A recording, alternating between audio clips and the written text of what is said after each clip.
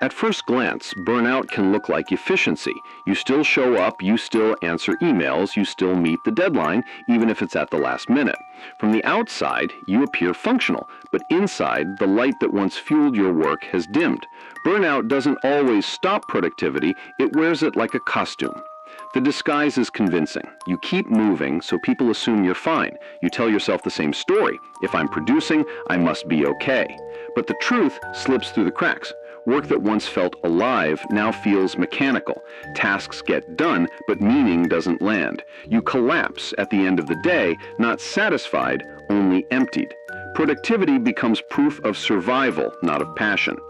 This is what makes burnout so difficult to notice. It doesn't always show up as absence. It shows up as presence without spirit. You are in the meeting, but your mind is elsewhere. You complete the report, but your energy leaks in the process. What you deliver is real, but it is stripped of care.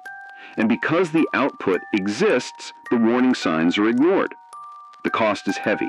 Creativity flattens, relationships strain as patience runs thin. The body sends signals, tension in the jaw, shallow breath, exhaustion that rest doesn't fix. Even victories taste dull. Burnout convinces you to keep running while quietly hollowing you out. By the time you realize the depth of the emptiness, you have already given months, maybe years, to the mask. Repair begins with honesty, admitting that productivity is not proof of health. Then comes subtraction. What can you let go of, even briefly? Which commitments are costumes rather than essentials? Burnout rarely heals through doing more, it heals through less. Rest must become non-negotiable, not a prize of the finish line.